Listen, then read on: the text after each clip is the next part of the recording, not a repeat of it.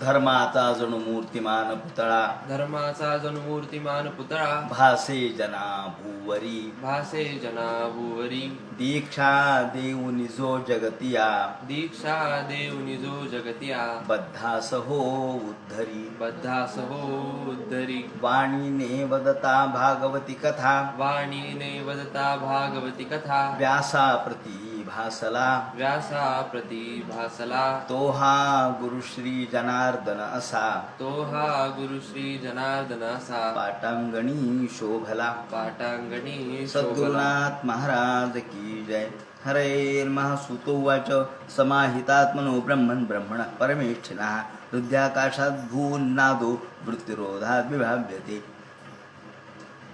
भगवान वेदव्यास वर्णन करून सांगू लागले आणि सूत शौनकादिकाला सांगतात. कारण शुकाचार्य परीक्षितचा संवाद संपलेला आहे. परीक्षित राजा मुक्त झाला, शुकाचार्य तिथून निघून गेले आणि यानंतर पुन्हा मूळ सूत आणि शौनकादिक यांचा संवाद आहे. या भागवताची रचना इतकी उत्तम केलेली आहे की प्रारंभ सूत आणि शौनकाच्या संवादापासून आहे आणि त्यानंतर मग अनेक संवाद त्यामध्ये येतात. त्यामध्ये शुकाचार्य आणि परीक्षितचा संवाद आहे, त्याप्रमाणे जडभरताचा संवाद आहे, त्याचप्रमाणे जडभरत आणि रघुगण यांचे संवाद आहेत, मैत्रेय विदुराचा संवाद आहे, कृष्ण उद्धवाचा संवाद आहे, त्याचप्रमाणे युधिष्ठिर आणि नारद यांचे संवाद आहेत, त्याचप्रमाणे प्रल्हाद आणि यदू यांचे संवाद आहेत. असे अनेक संवाद या भागवतामध्ये आहेत. म्हणजे अनेक संवादांचा एक सुंदर अशा प्रकारचा गोप या ठिकाणी गुंफलेला आहे. म्हणून भागवत पुराण ही एक सुंदर मालिका आहे की ज्या मालेमध्ये अनेक फुलं गुंफलेली आहेत आणि यामध्ये एक दोर आहे तो व्यासांचा. मूळ व्यास हे महर्षी वेदव्यास, ज्यालाच आपण कृष्णद्वैपायन व्यास म्हणतो, ज्यालाच अपांतरतम व्यास म्हणतात, ज्यालाच भगवान व्यास हे भगवंताचे कलावतार म्हणून गणले जातात, तेच हे बदरियाश्रमामध्ये राहणारे, बदरिकाश्रमामध्ये राहणारे व्यास. या व्यासांचं या ठिकाणी जे लेखन आहे मूळ संहिता व्यासांची आहे आणि त्या निमित्ताने व्यासांच्याकडून यांनी सर्वांनी हे ग्रहण केलं. म्हणून सूत जे आहेत ते रोमहर्षणाचे पुत्र आहेत. रोमहर्षण हे स्पष्ट व्यासांचे शिष्य होते आणि व्यासांनी त्यांना पुराण सांगण्याची परवानगी दिलेली होती. पुराण तू रच, पुराण तू सांग, मी जेवढं पुराण सांगितले हे पुराण त्याचा विस्तार तू कर म्हणून सांगितलं.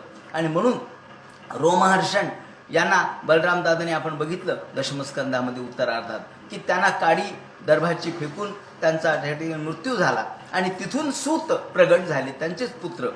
त्याप्रमाणे सूताने पुढे सांगायला सुरुवात केली. म्हणजे ही व्यासांचीच परंपरा पुढे चालू आहे आणि व्यास हे या मालिकेतले मूळ दोरा अशा स्वरूपाचे, ज्याला आपण ब्रह्मदोरा, हे जे बाकीचे सगळे संवाद आहेत हे फुलांच्या प्रमाणे, परंतु मूळ व्यासांचा दोरा यामध्ये कायम आहे.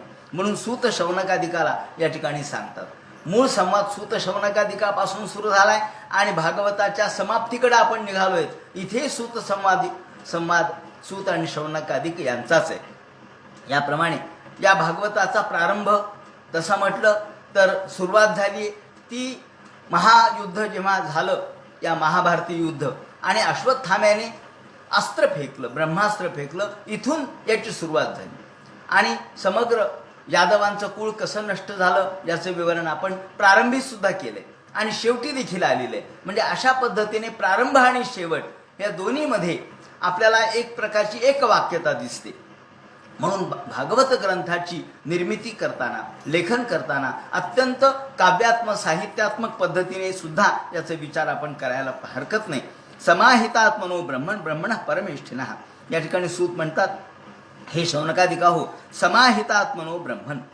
या ठिकाणी ब्रह्माजी प्रत्यक्ष ब्रह्मदेव यांनी शांत विचार केला आणि आपल्या हृदयाकाशामध्ये कंठ ताळू याप्रमाणे स्थानांच्या संघर्षातून एक अनाहत नाद प्रगटला. अनाहत म्हणजे ज्यावर आहत होत नाही, ज्यावर आघात होत नाही असा नाद. तो अनाहत नाद म्हणजेच ओमचा होता. आणि म्हणून या ओम इत्यक्षरम ब्रह्म, ओम हे एक अक्षरी ब्रह्म आहे.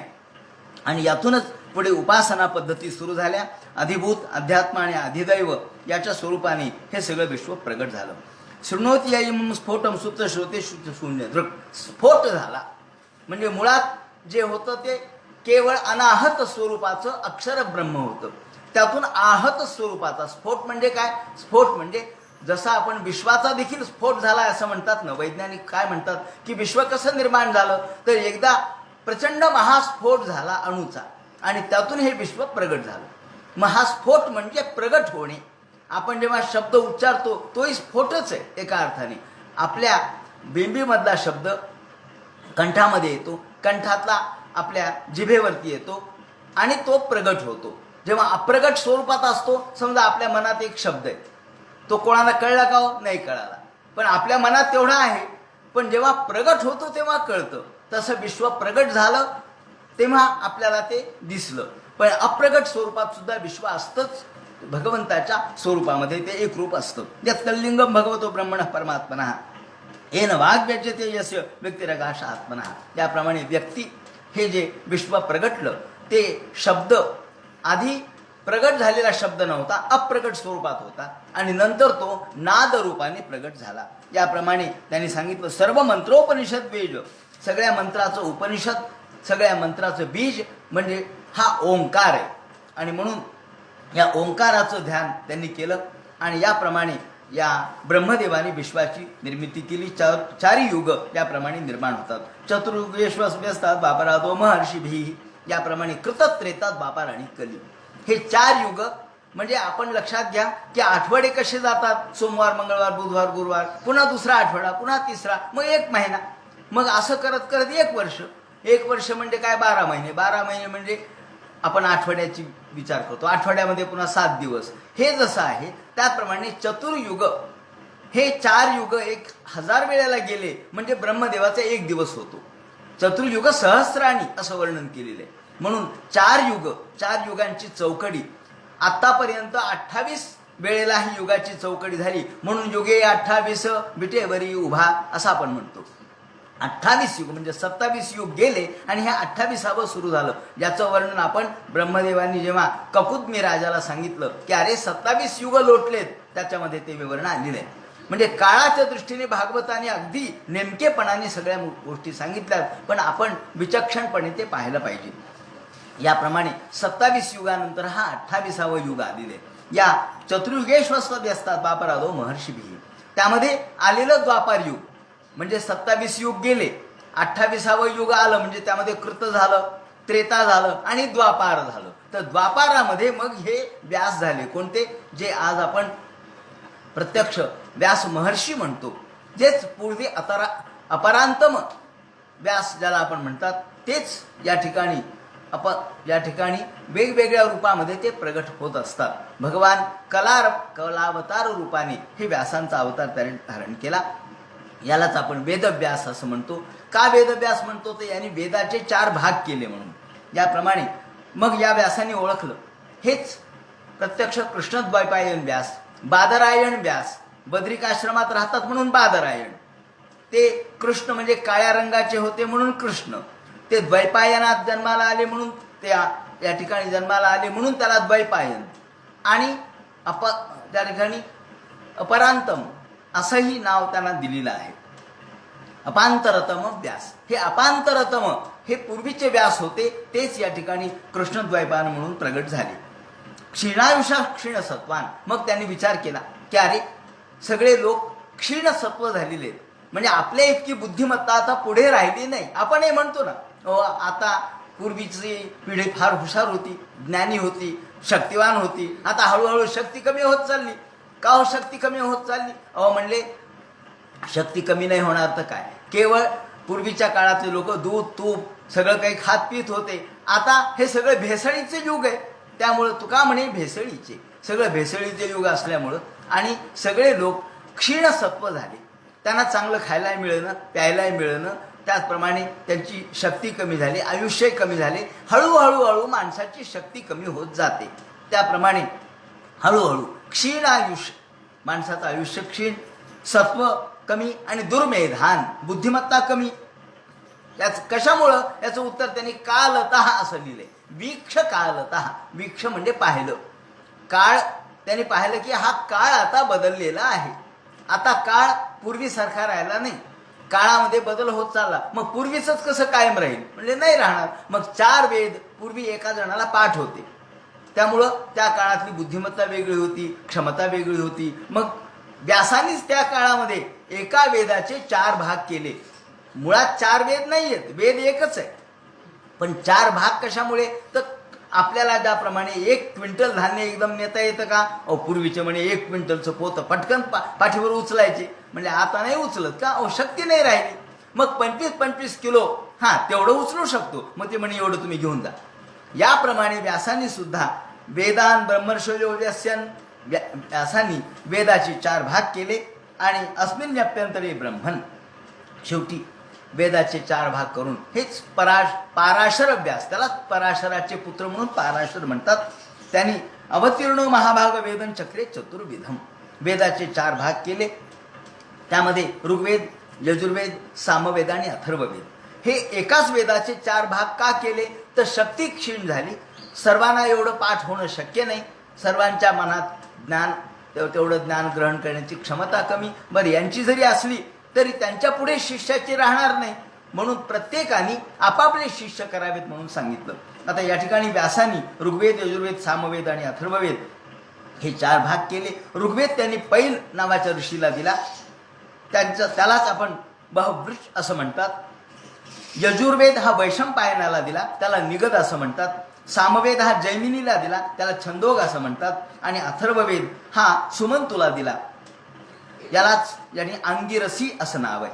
आणि हे सुमंतू हे जैमिनी पुत्र, पुढे सुमंतूचे पुत्र जैमिनी झाले, त्याचे सुतवान झाले. त्यांनी सामवेदाची संहिता हे केली, पाठ केली. त्यानंतर पहिलं जे व्यासानी ऋग्वेद जो पैलाचार्यांना दिला, त्या पैलाचार्यांचे 2 शिष्य, एक इंद्रप्रमितीचे मांडुकेय, देवमित्र आणि सौभरी, आणि दुसरे बाष्कल. आता आपल्याकडे बाष्कल शाखा आहे, शाकल शाखा आणि बाष्कल शाखा. तर बाष्कल हे जे पैलाचार्याचे शिष्य होते, त्यांच्यापासून वालखिल्य संहिता तयार झाली. त्याचप्रमाणे आणि यांनी त्यावेळेला वालखिल्यांच्या पुढे वालखिल्ल्यापासून सुद्धा अनेक शिष्य निर्माण झाले. त्यानंतर यजुर्वेदाचे वैशंपायन हे प्रमुख त्यांचे शिष्य होते, आचार्यांचे, व्यासमहर्षींचे. त्यांची शिष्य परंपरा या ठिकाणी सांगतात. वैशंपायनाचे शिष्य हे पुढे त्यांनी यजुसंहिता आत्मसात केली. त्यानंतर बाष्कलापासून बोध्य झाले, अग्निमित्र झाले. त्याचप्रमाणे बाष्कलांनी याज्ञवल्क्याला संहिता शिकवली आणि पराशराला शिकवली. त्यानंतर मांडुकेय जे होते त्यांच्यापासून शाकल्य झाले. त्यानंतर शाकल्याचे वात्स्य, मुद्गल, शालीय आणि गोखल्य आणि शिशिर. त्यानंतर शाकल्य यांनी त्याच्या पुत्राला, मांडुकेय याचा पुत्र हा झाला, त्याचा जातुकर्ण्य झाला, त्याचे बलाक, पैल, जाबाल आणि विरज. अशा पद्धतीने व्यासांच्या शिष्यांची परंपरा या ठिकाणी सांगितली. आता ही जी गुरुशिष्य परंपरा आहे, व्यासांच्या पासून जे प्रमुख 4 शिष्य आहेत, त्यामध्ये पैल, वैशंपायन, जैमिनी आणि सुमंतू. तर यापैकी सुमंतू यांचे कबंधाचे शिष्य पथ्य आणि वेददर्श झाले. त्यांचे पुढे शौक्लायनी, ब्रह्मबली, मौदोष, पिप्पलायनी हे झाले. पथ्याचे कुमुद आणि शुनक झाले. त्याचप्रमाणे शुनकाचे बभ्रू आणि सैंधवायन झाले. पुढे त्याचे नक्षत्रकल्प, शांतिकल्प, कश्यप, अंगिरस, अथर्ववेदाचार्य हे झाले. आणि वैशंपायनाचे शिष्य पुढे काही अथर्ववेदाचे अधिकारी झाले. आता वैशंपायनाच्या शिष्याच्या निमित्ताने त्यांनी त्यांच्या शिष्यांची एक कहाणी सांगितलेली आहे, शिष्यांची एक गोष्ट सांगितलेली आहे. त्यापैकी योगीश्वर याज्ञवल्क्य हे वैशंपायनाचे शिष्य होते. वास्तविक वैशंपायनाचे शिष्य हे जसे योगीश्वर याज्ञवल्क्य होते, त्याचप्रमाणे इतरही अनेक शिष्य होते. आणि या योगेश्वर याज्ञवल्क्य यांनी आपल्या गुरुकडून म्हणजे वैशंपायनाकडून यजुर्वेद ग्रहण केला. प्रत्यक्षात त्यांचं नातं मामा भाच्याचं सुद्धा होतं. म्हणजे वैशंपायन हे मामा आणि हे याज्ञवल्क्य हे भाचे. एके दिवशी काय झालं त्यांनी सांगायला सुरुवात केली या याज्ञवल्क्याच्या कथेमध्ये. शंकराने स्वतः योगीश्वर अशी पदवी यांना दिलेली आहे. योगेश्वर कृष्ण आहेत, पण योगीश्वर याज्ञवल्क्य. योगी योगी अधिक ईश्वर बरोबर योगीश्वर, आणि योग अधिक ईश्वर बरोबर योगेश्वर. या ठिकाणी योगी म्हणून यांचं स्थान मोठं आहे. हे देवरात नावाच्या एका श्रेष्ठ दर्जाच्या अधिकाऱ्याचे पुत्र होते. त्यालाच कोणी देवरात कोणी ब्रह्मरात म्हणतं. आणि ते वाजसनेयी वाज म्हणजे अन्न, वाज म्हणजे अन्न. वाजष्टमे प्रसवष्टमे प्रेतिष्टमे आपण म्हणतो रुद्रामध्ये. वाज म्हणजे अन्न. वाजस्य अन्नस्य सन्निर्दानम यस्य सहा वाजसनेय. म्हणून हे जे देवरात होते ते अन्नदान करण्यात पटाईत होते, भरपूर अन्नदान करत होते. हे कुठले याचं वर्णन त्याने असं केलेलं की देवरात हे गुजरातचे वडनगर नावाच्या भागातले, आणि या देवराताचे पुत्र म्हणजे योगेश्वर याज्ञवल्क्य. एकदा शाकल्य मुनीच्या आश्रमामध्ये हे असताना राजा त्या काळामध्ये मुनींचे आश्रम चालवत होते. राजांचं कर्तव्य काय होतं की आपल्याकडचे जे मुनी आहेत, मोठमोठे श्रेष्ठ दर्जाचे मुनी आहेत, ऋषी आहेत, यांचे आश्रम चालले पाहिजेत. त्यांना आर्थिक मदत राजे करत असत. ज्याप्रमाणे सुप्रिय नावाचा एक राजा त्यांना आर्थिक मदत करत होता, त्यांच्याबरोबर त्यांचं काही शिष्यत्व त्यांनी सुद्धा ग्रहण केलेलं होतं. शाकल्य मुनीच्या आश्रमामध्ये एकदा हे याज्ञवल्क्य होते. आणि हे असताना राजाने प्रार्थना केली, म्हणले महाराज शाकल्य मुनीला की महाराज मला पुत्र संतान नाही आहे, तेव्हा मी एक 12 ब्राह्मणाच्या द्वादशीचं व्रत करणार आहे, तुम्ही मला आशीर्वाद द्या. ते म्हणे ठीक आहे, काय हरकत नाही. मग त्या निमित्ताने तुमच्या आश्रमातले मुलं माझ्याकडे दर द्वादशीला जेवायला पाठवा. ते म्हणले काय हरकत नाही. 12 ब्राह्मणाच्या द्वादशीचं व्रत याप्रमाणे त्यांनी करायला सुरुवात केली. आणि त्याप्रमाणे एक द्वादशी झाली, दुसरी झाली, तिसरी झाली, चौथी झाली, 11 द्वादशा झाल्या. आता 12वी द्वादशी वर्ष संपत आलं. प्रत्येक वेळेला यायचा मुलगा यांच्या शाकल्य मुनीच्या आश्रमातला. यावेळेला राजांच्या बरोबर राजा त्याला जीव घालायचा आणि हा आशीर्वाद द्यायचा, मंत्राक्षता टाकायचा, निघून जायचा. करता करता करता 11 महिने झाले. आता एके दिवशी शाकल्य मुनी म्हणाले, अरे याज्ञवल्क्या जा बरं, त्या राजांनी तुला द्वादशीला बोलावलंय. आज त्यांची 12 ब्राह्मणाच्या द्वादशीचं एक महत्त्वाचा दिवस आहे, त्यांचं वर्ष संपत आलं, तुम्ही जा, आजची द्वादशी महत्त्वाची आहे. तो म्हणाला काय हरकत नाही. याज्ञवल्क्य फार तयार होते, तेजोनिधी होते, तेजस्वी होते, व्यावहारिकही होते, आणि व्यावहारिक, तेजस्वी आणि स्पष्ट वक्ते होते. ते कोणाला घाबरत नव्हते. याप्रमाणे ते म्हणले काय हरकत नाही. राजाचं बोलवणं आलं की गेल्याबरोबर अहो म्हणले महाराज मी द्वादशीचं जेवण करायला आलोय, भोजन. ते म्हणले राजा बाहेर गेले. म्हणजे कुठे गेले राजे? राजेसाहेब म्हणले मृगयाला गेले. आणि राजेसाहेब मृगयाला गेले, जेवण करून ठेवलंय. म्हणले ते काय? त्या ठिकाणी सवळ्यामध्ये तुमचं जेवण तयार आहे. ते जेवले. जेवल्यानंतर म्हणले आता मंत्राक्षता टाकायच्यात. मग राजेसाहेब तर नाहीत. आणि त्यांच्या पत्नीला विचारलं, अहो म्हणले मंत्राक्षता कोणाला देऊ? ती म्हणली आता काय करू, मी तर माझा पालथा तांबे आहे, म्हणले मी घेऊ शकत नाही. राजेसाहेबही नाही आहेत. ते म्हणले मग काय करू, पलंगावर टाका म्हणले. असं म्हणल्याबरोबर तिथे एक पलंग होता लाकडी. यांनी मंत्राक्षता म्हणल्या ओम श्रीर्वरच्या सोमायुष्यम आरोग्यम अभेदात पवम अनुमह्यते धान्यम धनम पशुम बहुपुत्र लाभम शत संवत्सरम दीर्घमायु स्वस्ति मंत्राक्षता संतु पुत्रपौत्रादि वृद्धिरस्तु. असं म्हणून मंत्राक्षता टाकल्या आणि ते निघून गेले. ते थांबत नव्हते मिनिटभर सुद्धा. मंत्राक्षता टाकल्या निघून गेले. इकडे राजेसाहेब आले मृगयेनंतर. म्हणले आले होते काय ब्राह्मण? हो म्हणले आले होते. कोण आलते? म्हणले याज्ञवल्क्य आलते. याज्ञवल्क्य आलते? बापरे, आणि आपली चूक झाली म्हणले, आपण नव्हतो. मग मंत्राक्षता कुणी घेतल्या? बायको म्हणली मी काय करू? म्हणले त्या पलंगावर टाकल्या. पलंगावर टाकल्या म्हणून पाहिल्याबरोबर पाहिलं तर पलंगाला सुद्धा अंकुर फुटले, लाकडाला सुद्धा अंकुर फुटले. म्हणल्याबरोबर राजा चकित झाला आणि राजा शाकल्य मुनीच्या आश्रमात गेला. म्हणलं महाराज आता पुढच्या द्वादशीला तुमच्या याज्ञवल्क्याला पाठवा.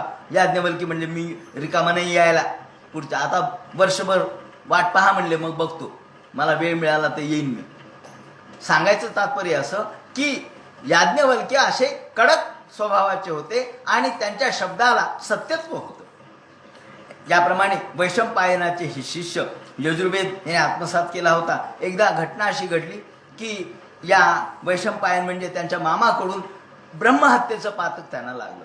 तर ते तुम्ही म्हणतात ब्रह्महत्या कशी घडली, कोणत्या ब्राह्मणाला मारलं? ब्राह्मणाला नाही मारलं. ब्रह्महत्या कशी असते या ठिकाणी त्या काळातले लोक किती सत्यवादी होते त्याचं उदाहरण हे आहे की सगळ्यांनी मेरू पर्वतावर जमावं, सगळ्या ब्रह्मज्ञानींनी अशी एक सभा सर्वांना सांगितलं की या वेळेला सर्वांनी मेरू पर्वतावर यायचंय सगळ्या ब्रह्मज्ञानांनी. हे आले नाही लोक म्हणले आले नाहीत. म्हणजे तुम्ही येतो म्हणलात आला नाहीत, ही वाचिक ब्रह्महत्या झाली. पहा, वाचिक ब्रह्महत्या म्हणजे शब्द मोडला म्हणजे ब्रह्महत्या झाली. तुम्ही असत्य भाषण केलं, खोटं बोललात, तुम्ही म्हटलात आणि आला नाहीत. इथं तर आपण प्रत्येकाला हो हो म्हणतो, कुठेच जात नाहीत. आपल्यावरती किती ब्रह्महत्येचे पातक आहेत हो. वाचिक ब्रह्महत्या, कायिक ब्रह्महत्या, वाचिक ब्रह्महत्या, मानसिक ब्रह्महत्या अशा 3 प्रकारच्या हत्या असतात. म्हणून या ठिकाणी वाचिक ब्रह्महत्या झाली म्हणजे हो म्हणले आणि आले नाहीत. मग यावेळेला सगळे शिष्य म्हणले अहो यांना ब्रह्महत्येचं पातक घडलं आपल्या गुरुला. बाकीचे सगळे शिष्य म्हणले की महाराज तुमचे ब्रह्महत्या नष्ट व्हावी म्हणून आम्ही व्रत करतो, आम्ही एखादं व्रताचरण करतो. त्यांनी व्रताचरण सुरू केलं बाकीच्या शिष्यांनी. यावेळेला याज्ञवल्क्य म्हणले अहो हे काय व्रत करणार आहेत म्हणले, यांच्याने काय होणार आहे व्रत? हे तुमचे बाकीचे शिष्य काही फार ताकदीचे नाहीत म्हणले, हे काही व्रत नीट करू शकणार नाहीत, मी करतो म्हणले तुमचं व्रत. असं म्हणल्यानंतर याज्ञवल्क्याचा हा जो अभिमान आहे आणि बाकीच्यांच्या बद्दलचा जो अविश्वास आहे तो यांना आवडला नाही, त्यांच्या मामाला म्हणजे वैशंपायनाला, त्यांच्या गुरुला. आणि त्यांनी म्हटले की तू ब्राह्मणाचा उपमर्द केलास, तू माझ्या शिष्यांना कमी लेखलस, म्हणून मी तुला शिष्य मानत नाही. चल मी दिलेलं ज्ञान परत आण, दिलेलं ज्ञान परत दे.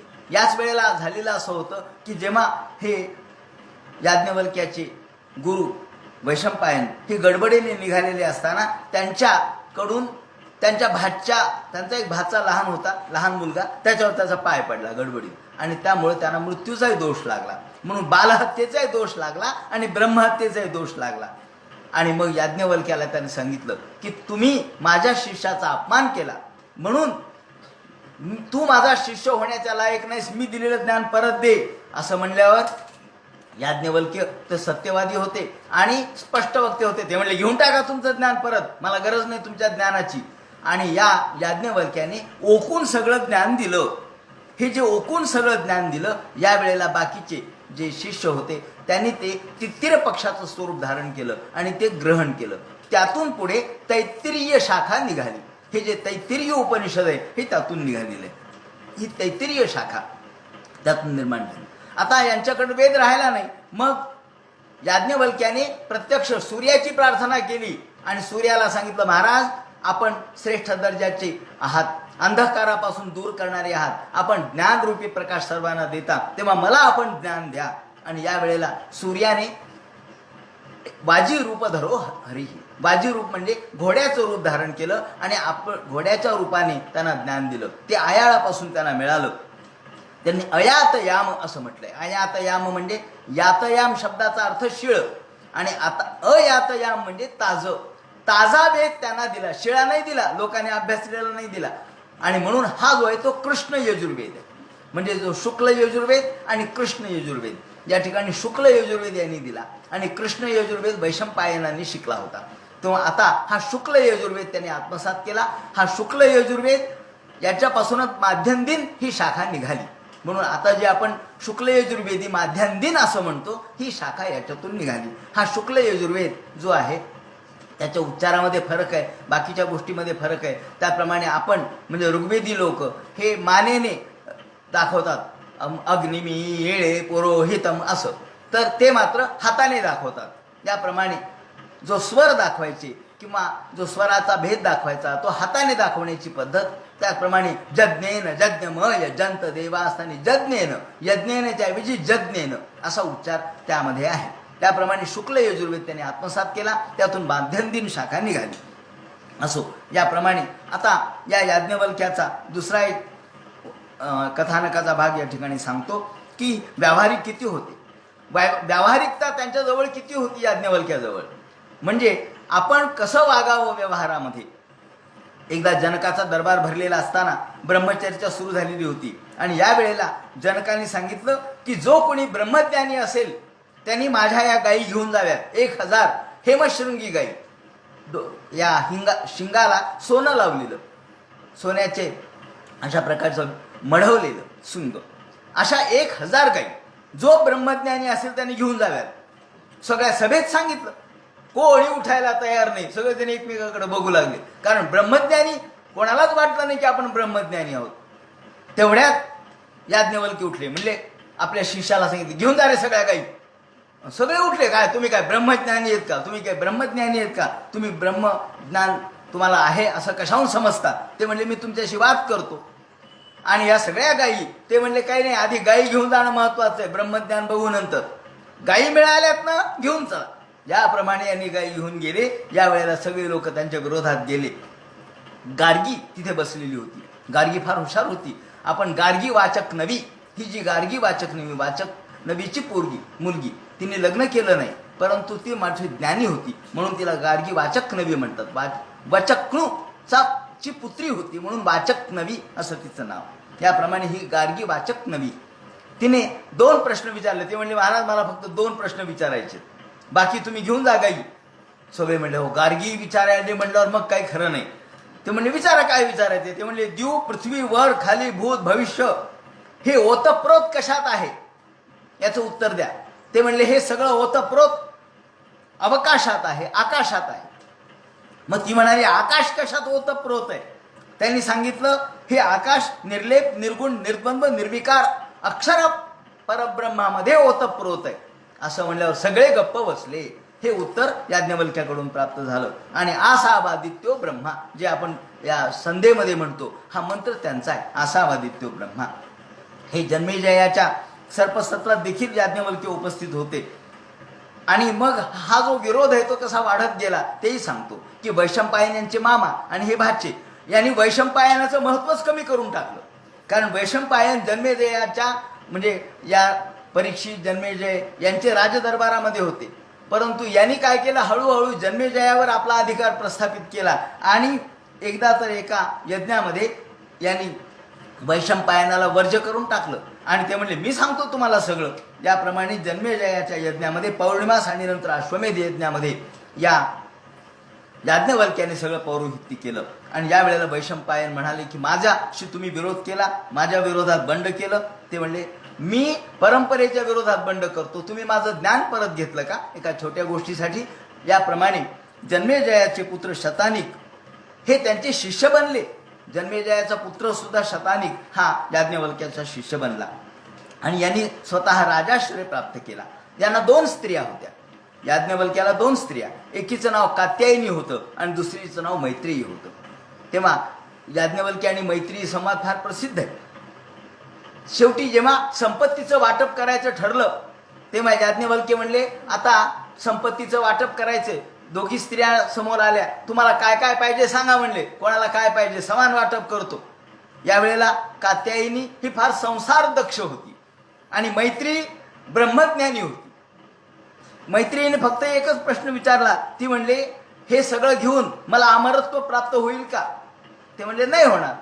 मग ती म्हणले अमरत्व कशाने प्राप्त होईल. ते म्हणे फक्त ज्ञानाने अमरत्व प्राप्त होईल.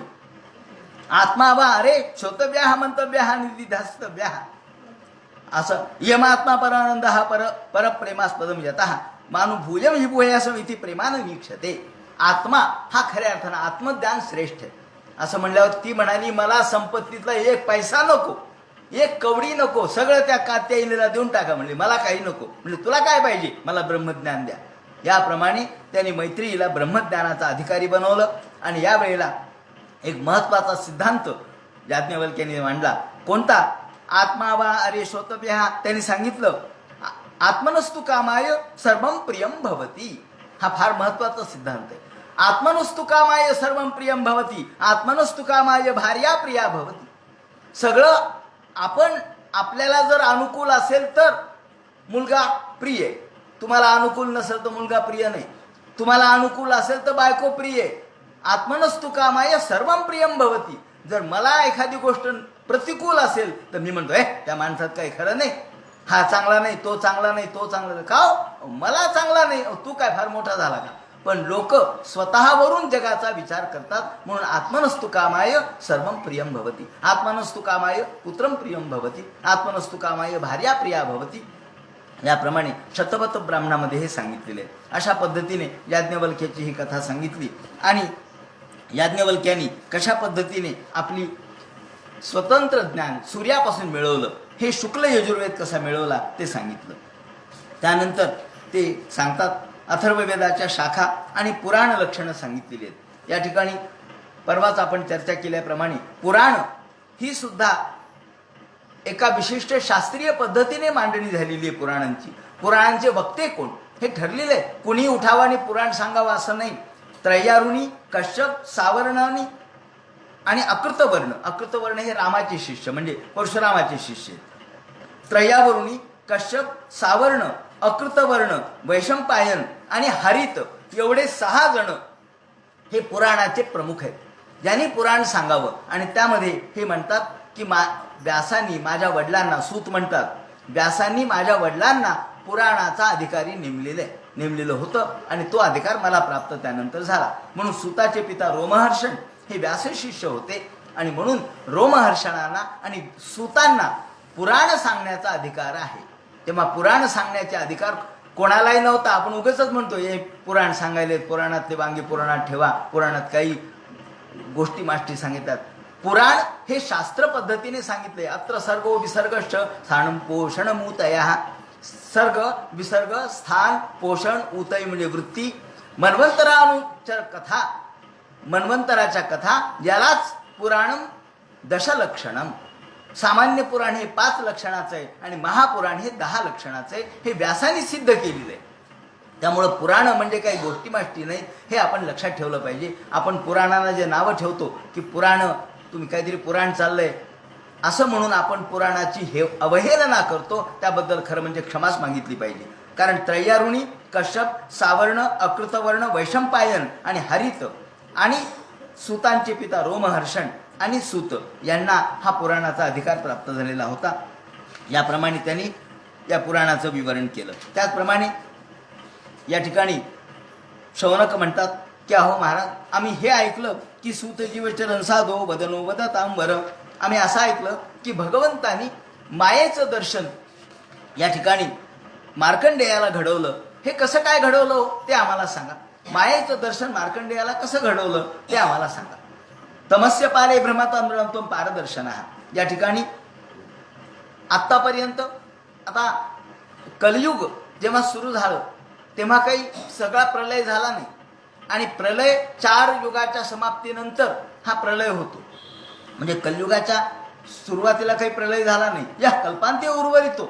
पण मग तुम्ही तर आम्हाला सांगितलं की आम्ही असं ऐकलं की मुकुंद अवतार भगवंताने धारण केला तेव्हा सगळे समुद्र एक झाला, त्याचप्रमाणे सगळीकडे पाणीच पाणी झालं. हे कधी झालं? एक वारणमे ब्राह्मण दर्श पुरुषं केलं. वटपुत्र कुठे तोकम शयानम त्वेकम अद्भुतम. वटपुत्रावर, वडाच्या पानावर भगवंतानी शयन केलं आणि असं एक अद्भुत रूप भगवंताने धारण केलं. हे कधी केलं ते आम्हाला सांगा. असं म्हटल्यानंतर सूत म्हणतात शौनकादिका हो प्रश्नस्वया महर्षी एम कृतो लोक भ्रमापहा. तुमचा प्रश्न अत्यंत योग्य आहे, तेव्हा मी याचं उत्तर देतो. बृहद्व्रतधर शांतो जटिलो वल्कलांबरहा. ज्या वेळेला नरनारायण यांनी तपश्चर्या करायला सुरुवात केली आणि नरनारायण यांनी या ठिकाणी तपश्चर्या केली, त्याचप्रमाणे मार्कंडेयाने तपश्चर्या करायला सुरुवात केली. मार्कंडेयाने सुद्धा बिभ्रत व्रतधर शांतो. मार्कंडेय सुद्धा मार्कंडेयाची पूजा आपण आता जाऊ द्या, सध्याच्या काळामध्ये लोक विसरून गेलेले आहेत, परंतु फक्त केक कापण्यापुरताच जन्म तिथी साजरी करतात. परंतु खरे म्हणजे मार्कंडेयाची पूजा केली पाहिजे. मार्कंडेयादी सप्त चिरंजीव यांची पूजा केली पाहिजे. मार्कंडेय महाभाग सप्तकल्पांत जीवन आयुरारोग्य सिद्ध्यर्थम प्रसिद्ध भगवन मुने, असं त्यांचं वर्णन करण्यात आलेलं आहे. हे सप्त चिरंजीवापैकी एक आहे आणि हे मार्कंडेयाला प्रत्यक्ष भगवंताचा आशीर्वाद प्राप्त झालेला आहे. महादेवानी त्यांना चिरंजीव केलेलं आहे. तेव्हा हे मार्कंडेय ते शांतपणे तपश्चर्या करत बसलेले होते, वल्कल धारण केलेले, त्याप्रमाणे त्यांचे केस वाढलेले होते.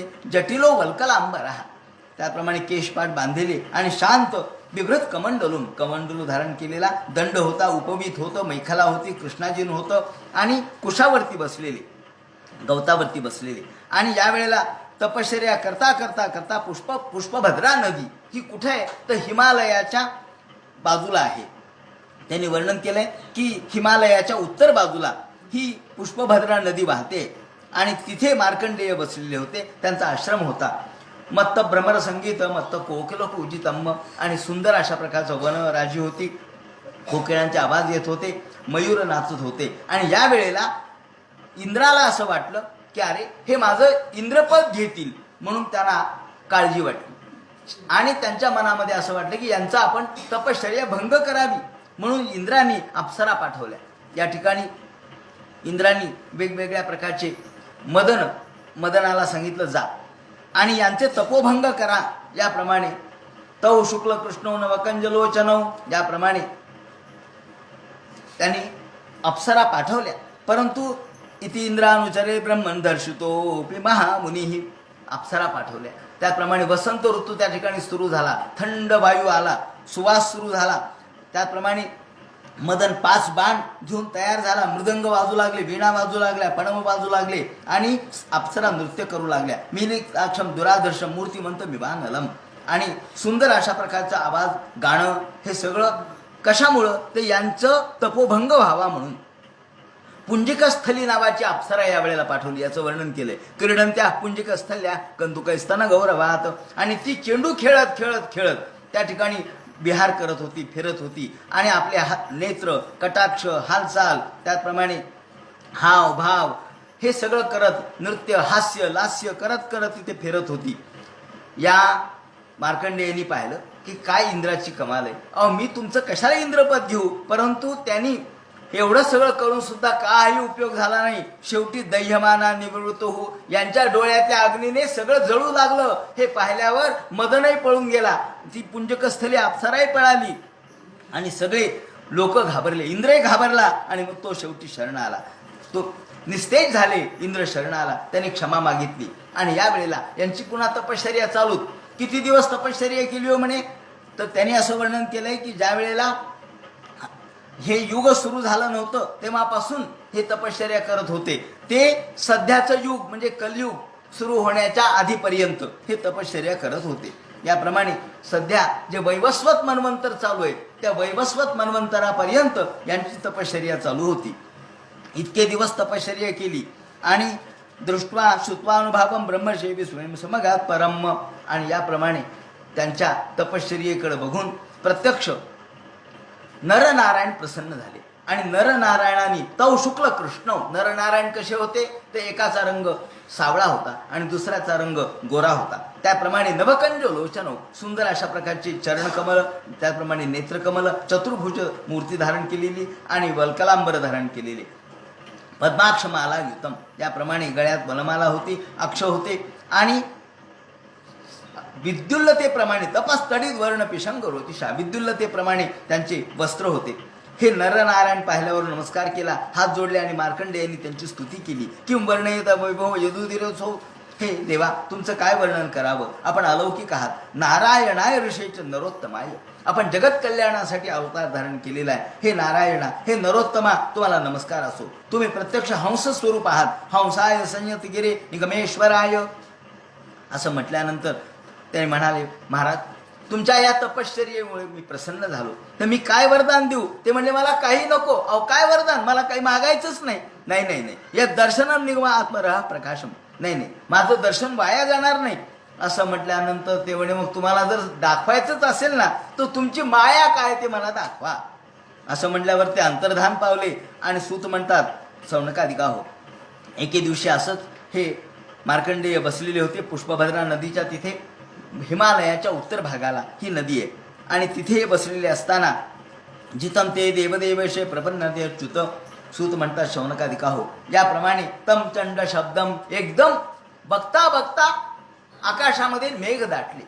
वारा सुरू झाला सोसाट्याचा आणि इतके घनगर्द मेघ दाटले की सगळीकडे अंधार पडला आणि सगळ्या प्रकारचे चारी समुद्र, 7 समुद्र हे आपली सगळी मर्यादा ओलांडून सगळीकडे पाहतात तर पाणीच पाणी झालं. तम चंड शब्दम समुदीरयंतम.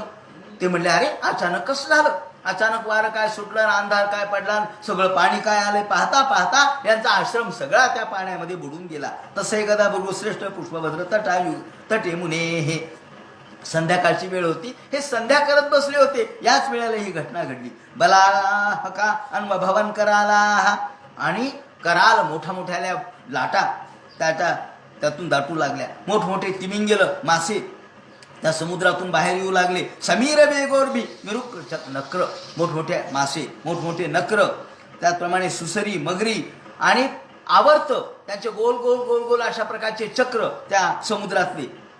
त्यामुळं हा गटांगळ्या खाऊ लागला महर्षी, आणि मार्कंडेय महर्षी त्याच्याच गटांगळा खाऊ लागले. त्यांचा आश्रमही बुडाला, कुठे गेले कळले नाही. झाड दिसेना, पाला दिसेना, आपला आश्रम दिसेना, पर्वत दिसेना, फक्त पाणी. चतुर्विधम वीक्ष साहात्मना मुनीर. अरे पाहिलं तिकडं पाणी दिसू लागलं. जलप्रलय झालाय की काय असं वाटलं. प्रलय इतक्या लवकर कसा होईल म्हणले. पण तसे मुद्वीक्ष उर्मी महिषणा, प्रचंड उर्मी, प्रचंड लाटा येऊ लागल्या, आणि एवढ्यात गटांगळ्या खातायत तर पलीकडे एकदम त्यांना एका बेटावर एक झाड दिसलं, आणि त्या झाडाच्या तिथे एक मुलगा दिसला पानावर. वटपत्र पुटे शयानम, वडाच्या पानावर एक मुलगा. अरे म्हणले हे पोरग मरून जाईल ना म्हणले. माझी स्थिती अशी झाली, मीच तर गटांगळे खातोय म्हणे, खाली येतोय वर येतोय, खाली जातोय वर येतोय, तोंडात पाणी जातोय, नाकात पाणी जातोय. या मुलाचं काय होईल. तमस्य पारे पथितो भ्रमण दिशो, आणि अंधार मी म्हणतोय. एवढ्यात त्यांना वाटलं या मुलाला घ्यावं, म्हणून केचित गतो महावर्ते तरले स्थाडित क्वचित. त्या मुलाच्या जवळ गेले. त्यांना जवळ घेण्यासाठी तर मुलाने एकदम श्वास आतमध्ये घेतला, आणि त्या श्वासासोबत हे महर्षी देखील, मार्कंडेय देखील नाकात गेले, आणि नाकातून त्यांच्या शरीरात गेले. आयुत वर्षाणाम, आणि अनेक वर्ष त्या समुद्रात आतमध्ये. म्हणले कुठे गेले होते पोरग म्हणले. पाहिलं मी ते पोरग, एक झाड दिसलं, झाडाच्या तिथे एक पान दिसलं झाडाचं, वडाचं, आणि हे पोरग दिसलं. ते पोरग कुठे गेलं याचा शोध घेत घेत घेत राहिले. ते म्हणतात अहो, आपण ज्याप्रमाणे एखाद्या वडाच्या झाडाचं किंवा उमराच्या झाडामध्ये फळ असावं, उदुंबरे हा मशका, औदुंबराच्या झाडामध्ये एक फळ असतं, त्या फळामध्ये काही किडे असतात. ते किडे जर विचार करू लागले की या झाडाचा मी शोध घेईल, मी कुठून जन्माला आलो, तर कळेल का त्याला. कसं कळलं हो. त्याच्यातून बाहेर आलं की ते मरल, आणि हे झाड त्याला कसं कळेल. त्या फळामध्ये असे तर हजारो फळं असतात औदुंबराला, आणि त्यात हजारो किडे असतात. हे किडे औदुंबर झाडाचं जसा शोध घेऊ शकत नाही. मी कुठून जन्माला आलो, आणि हे झाड कुठले, आणि त्याच्या मुळ्या कोणत्या आहेत, हे कसं कळावं त्याला. तसं त्यांना काही कळलं नाही. म्हणजे कुठे गेलं ते पोरग. निग्रोध पोतम दतुषे पल्लव शोभितम. आणि फिरत फिरत फिरत फिरत हजारो वर्षे फिरले, काही कळलं नाही. आणि एके दिवशी भगवंताला वाटलं, म्हणले फार दिवस झाले, हे मार्कंडेय जे आतमध्ये गेले त्यांना एकदा बाहेर टाका. म्हणून शयानम पर्ण पुटके ग्रसंतम प्रभया तमहा. एकदम नाकातून वळवळ झालं आणि बाहेर पडले मार्कंडेय. बाहेर श्वासही जलद बली संविघ्न निमग्न नाभी. त्या श्वासाबरोबर बाहेर पडल्याबरोबर अरे मी कुठं आलो म्हणले. पाहिलं तर पुन्हा तीच पुष्पभद्रा नदी, तोच आपला आश्रम, तीच नदी वाहते, शांत वातावरण आहे, झाडं जिथले तिथे आहेत, आपण जिथले तिथे आहेत. आणि ते पोरग कुठे आहे, तर पलीकडे एक बेट दिसलं, त्या बेटावर ते पोरग. अरे अरे हे पोरग इथे होय म्हणले, आणि आपण कुठे होतो, आपण समुद्र पाहायला तो काय, काही कळलं नाही. आणि त्या पोराला जवळ घेणार तेवढ्यात ते गुप्त झालं. मुकुंद या ठिकाणी मुकुंद अवतार, भगवान गोपाल कृष्ण भगवान की जय, मुकुंद अवतार या ठिकाणी दाखवला. आणि ते पोरग गुप्त झालं, आणि मग त्यांना कळालं ही माया आहे. माया म्हणजे काय या ठिकाणी एका शब्दात सांगायचं झालं तर, ज्याप्रमाणे आपण हे 4D असतात ना, 4D कसं असतं, आपण पाहतो, आपल्याला आपल्या अंगावर पाल पडल्यासारखी वाटते, आपल्या अंगावर सगळं ओलं आल्यासारखं वाटतं, सगळं पाऊस पडतो, आणि आपल्याला वाटतं आपण भिजलो काय की. तिथे पाल असते ना, आपल्याला वाटतं आपल्या अंगावर आली काय की. हे कसं काय दिसतं, खोटं असतं, पण आपण घाबरतो, एकदम आपण दचकतो. कसं दचकतो, खोटंच आहे ना, हो, पण दिसतं कसं मग. 4D 3D या सगळ्या ज्या एक वेगळ्या पद्धतीच्या वैज्ञानिक आपण शोध घेतोय सध्या, अहो याच्याही पलीकडे दृष्टी वेगवेगळ्या आहेत. ही सगळं व्हिजन आहे, हे सगळं व्हिजन आहे. माया म्हणजे व्हिजन. तेव्हा आपण या व्हिजनामध्ये अडकलो, पहा तुम्ही 4D सिनेमा बघायला जा, चष्मा तो घातला की आपल्याला आपल्याच अंगावर सगळं आलेलं दिसतं. अशा प्रकारचे सिनेमा तयार झालेले आहेत ना. याप्रमाणे हे जे तो चष्मा घातला, चष्मा काय हो, हा चष्मा म्हणजे केवळ ज्याला आपण उपाधी आपण म्हणतो ना, उपाधीमुळं माया दिसते, उपाधीमुळं आपलं मन अडकते, ही उपाधी आहे. चष्मा ही उपाधी आहे. ती उपाधी धारण केली की हे सगळं बदललेलं दिसतं. वास्तविक हे घडतं लांब, पण आपल्या अंगावर आल्यासारखं आपल्याला वाटतं आपण काट्या कुट्यात गेलो, आपण त्या वेगवेगळ्या प्रकारच्या वटवाघुळ्या आपल्या अंगावर आल्यात, ते लांब असतात कुठेतरी. ते फक्त दृश्य असतं, ते काही खरं नसतं. पण खरं नसतं, पण आपल्याला अनुभवाला येतं. पाऊस पडला तरी आपल्याला अंग ओलं झाल्यासारखं वाटतं ना. आपण तो ओलं झालं काय की अंग आता बाहेर कसं जावं, काही ओलं झालेलं नसतं. पाऊस पडलेला नसतो, ओलं झालेलं नसतं, काही नसतं. हे काय आहे, हे जसं दृग्भ्रम आहे तसा हा दृग्भ्रम आहे. जग म्हणजे दृग्भ्रम आहे. जग म्हणजे संसार म्हणजे दृग्भ्रम. पण तो खरा वाटतो का, तर हा 4Dचा खेळ आहे देवाचा. अहो माणसं 4Dचा खेळ खेळतात, देव का नाही खेळणार. देवाजवळ तर अनेक डी आहेत. त्याप्रमाणे अरे म्हणजे तिरोधासी धाई क्षणादस्य स्वाश्रमी पूर्वस्थित. आणि याप्रमाणे मग म्हणले अरे ही माया आहे. अशाप्रमाणे सूत म्हणतात शौनकादिका हो. याप्रमाणे हे मार्कंडेय तपश्चर्या करीत बसलेले असताना एकदा शंकर पार्वती आकाशातून जात होते. आणि आकाशातून जाताना पार्वती म्हणले, अहो काय म्हणले महादेवा, तुमचे भक्त हे मार्कंडेय मृकंडूचा पुत्र, तुम्ही याला वाचवलं ना. हो म्हणले, कारण एकदा मृकंडूचा पुत्राला फार अल्पायुष्य होते. हे मार्कंडेय अल्पायुष्य होते, त्यांना मरण आलं होतं त्यांच्या जवळ. पण तेवढ्यात त्यांनी घाबरले यमदूताला आणि एकदम शिवपिंडीला पकडल्याबरोबर आतून महांकाल प्रगट झाले. ते म्हणले, तू काल असशील तर मी महांकाल आहे, त्याला अजिबात हात लावायचा नाही, हा माझा भक्त आहे. लहानपणीच त्यांना मृत्यू येणार होता पण वाचले. ते म्हणले, तुम्ही तुमचे भक्त आहेत, तुम्ही वाचवलं याला. हो म्हणले, माझे भक्त आहेत. आणि मग काय म्हणले, लंगोटी घालून बसलेत. आमचे भक्त बघा म्हणले कसे श्रीमंत असतात. सोनं नाणं अलंकार दाग दागिने, सोनं किती 50,000 रुपये तोळा होऊ द्या, पण हे बरोबर सोन्याचे अलंकार घालणार. हो माझे भक्त आहेत म्हणले. नवीन प्रकारचे वस्त्र प्रावरण अलंकार दाग दागिने गाड्या हुड्या बंगले, पहा म्हणले माझे भक्त कसे आहेत. ते म्हणले, तुझे भक्त लोभी असतात, राजसी वृत्तीचे आहेत, आमचे भक्त सात्विक वृत्ती. नाही म्हणले, त्यांना द्या न घ्यायला काय झालं, देऊन तर बघा. अहो कोणाला नको असतं पंचपक्वान्नाचं जेवण, कोणाला नको असतं 5 बोटाला अंगठ्या, द्या ना त्यांना. ते म्हणले, बघ तू विचारून बघ. आले उतरले खाली उतरल्याबरोबर पार्वतीला पाहिलं, शंकराला पाहिलं, यांना आनंद वाटला. सूत म्हणतात शौनकादिका हो. याप्रमाणे त्यांना नमस्कार केला आणि प्रार्थना केली, महाराज अहो आपण दोघेही या ठिकाणी आलात, आपली भेट खरोखर दुर्मिळ आहे. आपण आमच्यासारख्या भक्ताला दर्शन दिलं, खरोखर आम्ही मुक्त झालो. याप्रमाणे आम्हाला आमच्या मनामधला सगळ्या इच्छा संपल्या आणि खरोखर आपल्या सारख्यांचं दर्शन हे अलौकिक आहे. एवं सुत स भगवान आदिदेव सतांगती ही स्तुती केली. तुम्ही रुद्र आहात, तुम्ही लोकेश आहात, तुम्ही केवळ जनकल्याणासाठी फिरता. त्यांना आनंद झाला आणि मग ते म्हणाले, महाराज तुम्हाला आम्ही या ठिकाणी ही आमची पार्वती तुम्हाला काहीतरी देऊ इच्छिते. ते म्हणले, काय द्यायचे, मला काही नको. नाही काहीतरी घ्या ना म्हणले. ते म्हणले, काही नको देवी, मला तू काही देऊ नकोस, मला या संसारात राहायचं नाही, मला कोणत्याही प्रकारच्या प्रलोभनाची इच्छा नाही, मला मुळात इच्छाच नाहीये. नाही तुम्हाला मी काहीतरी देतो. ते म्हणले, मला इच्छाच नाही, पण आमची जी या ठिकाणी उपस्थिती ती वाया जाणार नाही, आम्ही अमोघ आहोत. मग भगवान म्हणतात, परम वृणीश्वरः कामं वरदेशा वयं त्रयः. बघ म्हणले, पार्वती घेतात का काही, अमोघम दर्शनम येशाम, आमचं दर्शन अमोघ आहे. मग आम्ही तुम्हाला या ठिकाणी, तुम्हाला काही जरी इच्छा नसली तरी या ठिकाणी माझे आशीर्वाद तुम्हाला आहेत. एकतर ब्रह्मवर्चस्विनो भूयात पुराणाचार्यता स्तुते ज्ञानम त्रैकालिकम ब्रह्मण विज्ञानंच विरक्तिमत. त्या ठिकाणी मी तुम्हाला आशीर्वाद देतो. कोणता, आकल्पांतात यशः पुण्य. आकल्पांतात 1 कल्प होईपर्यंत तुमचं यश कायम राहील, तुमचं पुण्य कायम राहील, तुमचा मोठेपणा कायम राहील, त्याचप्रमाणे तुमची भक्ती कायम राहील. आकल्पंतात यशः पुण्य मजरा मरता तथा. इथे हा शब्द आहे, मजरा मरता तथा. अजरामर तुम्ही व्हाल, तुम्ही म्हातारे होणार नाहीत आणि तुम्हाला मृत्यू येणार नाही. आकल्पंतात 1 कल्पपर्यंत तुम्हाला मृत्यू येणार नाही. आणि ज्ञानम त्रैकालिकम ब्रह्मण, सगळं ज्ञान तुम्हाला प्राप्त होईल. त्रिकालज्ञ तुम्ही व्हाल. तुम्हाला सगळ्या प्रकारच्या ज्ञान आणि विज्ञान हे प्राप्त होईल आणि शेवटी तुमच्यामध्ये विरक्ती कायम राहील आणि तुम्हाला मी पुराणाचार्य म्हणून पदवी देतो.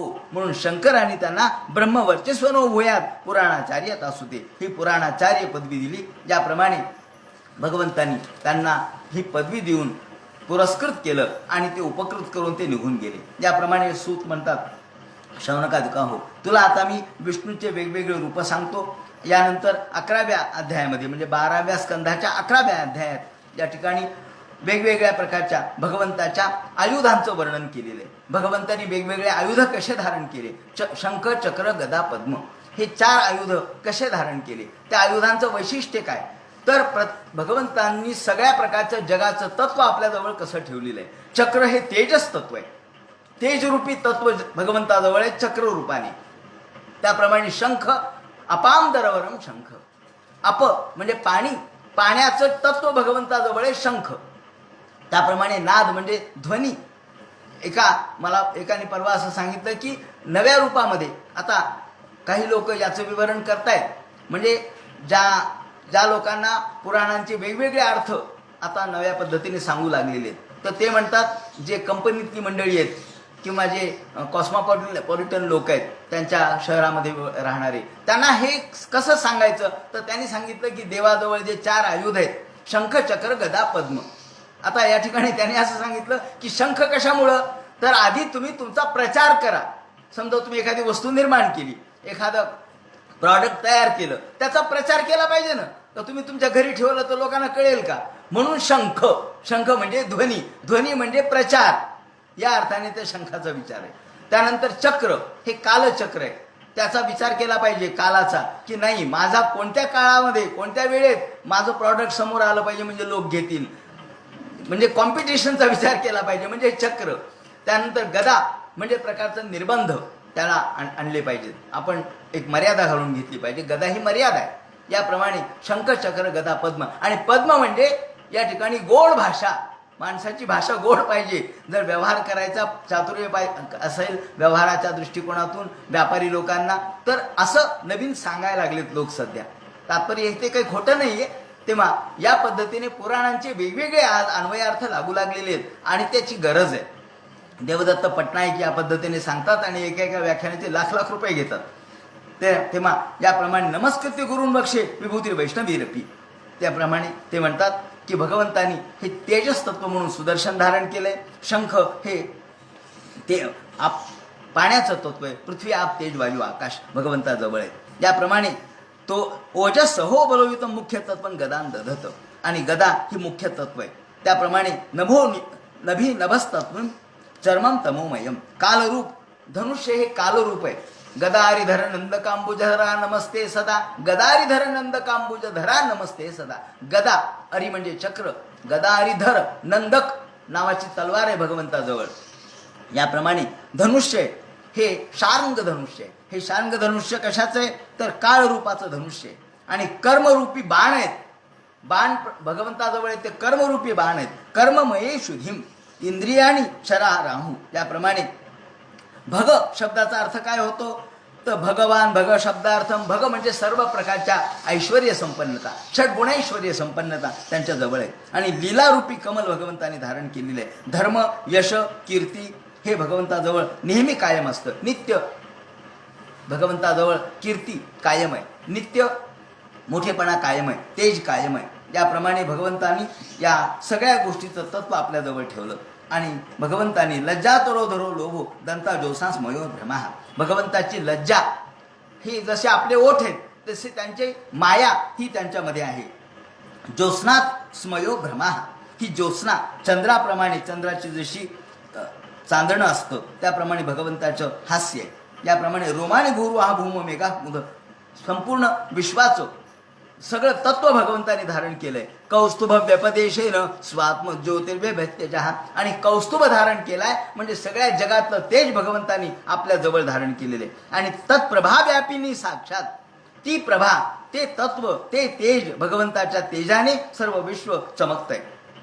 श्रीवत्स मुरसा विभू, भगवंतानी हे श्रीवत्स चिन्ह धारण केलं आणि तिथे कौस्तुभमणी धारण केला. माळा जी धारण केली ती नाना गुणमयी दधत, नाना गुणमयी गुणमयी माया आहे, ती मायारूपी माला भगवंतानी धारण केलेली आहे. आणि 62 छंदोमयम पीतम, भगवंतानी छंदोमय वस्त्र धारण केले. छंदोमय म्हणजे प्रत्यक्ष वेदमय हे वस्त्र आहे. आणि ब्रह्मसूत्र भगवंताने धारण केलेले आहे. बिभर्ती सांख्यम योगंच देवो मकर कुंडले, भगवंताच्या कानातले मकर कुंडल म्हणजे सांख्य आणि योग आहे. याप्रमाणे भगवंतानी धर्म ज्ञान याच्यासह संपूर्ण आपलं ऐश्वर प्रगट केलेले आहे. वासुदेव, संकर्षण, प्रद्युम्न आणि अनिरुद्ध हे 4 ज्याला आपण चतुर्विभोपासना म्हणतो ती या ठिकाणी वर्णन केलेली आहे. आपण अनेकदा याचा उल्लेख केलेला आहे. वासुदेव, संकर्षण, प्रद्युम्न पुरुष स्वयं.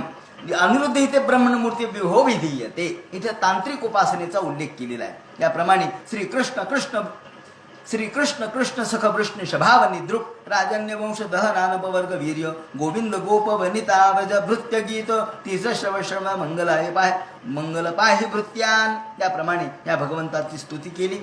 आणि या 12 जे आपले महिने आहेत त्या 12 महिन्याचे ज्याला आपण 12 सूर्य, खरं म्हणजे सूर्य एकच आहे पण त्याचे नावं भिन्न आहेत.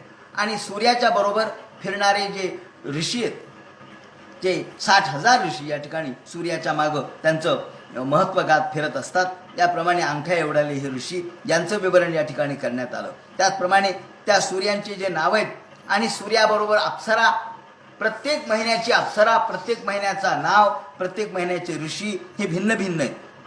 म्हणून भगवंतानी धाता कृतस्थली हेतू, सुरुवातीला धाता नावाचा सूर्य, कृतस्थली नावाची अप्सरा आहे, हेती नावाचा राक्षस आहे, वासुकी सर्प आहे, रथकृत आहे, यक्ष आहे, पुलस्ते ऋषी आहेत, तुंबरू गंधर्व आहेत. हे चैत्र महिन्यामध्ये या सूर्याचं या ठिकाणी सूर्या म्हणून फिरत असतात.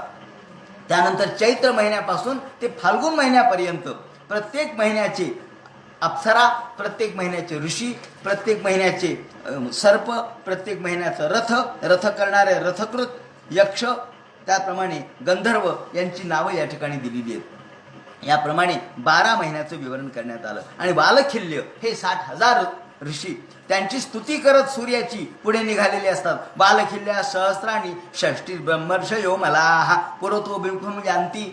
सूर्याकडे तोंड करून ते म्हणजे सूर्य निघालाय तर सूर्याकडे तोंड करून ते स्तुती करतात. म्हणजे माग चालत असले पाहिजेत. म्हणून बालखिल्ल्या सहस्राणी षष्टी ब्रह्मर्षयो मलाहा पुरतोभिमुखम यांती स्तुवंती स्तुतिभिर्विभुम.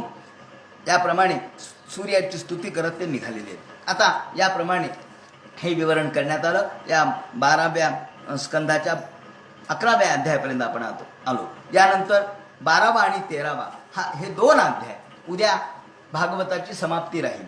याप्रमाणे आपण 5 महिने, यावर्षी 4 महिन्याच्या ऐवजी 5 महिने आलेले होते. म्हणून आपण हे चातुर्मास्याच्या व्रतानुसार 5 महिने भागवत या ठिकाणी कथन केलं. उद्या त्याची समाप्ती राहील.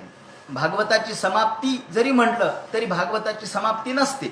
आपण केवळ एका चातुर्मास्याचं व्रत या ठिकाणी परिपूर्ण करतो आणि पुन्हा ते प्रतिवर्षीप्रमाणे चालूच राहत असतं. याप्रमाणे हे जसं गतिचक्र चाललंय तसं हेही पुण्यचक्र चाललेलंच असतं. याप्रमाणे या सत्कर्माला कधी शेवट नसतो पण कुठेतरी विराम द्यायचा. म्हणून उद्या हे भागवताची समाप्ती होईल. ही समाप्तीचा वेळ 11 ते 12 असा राहील.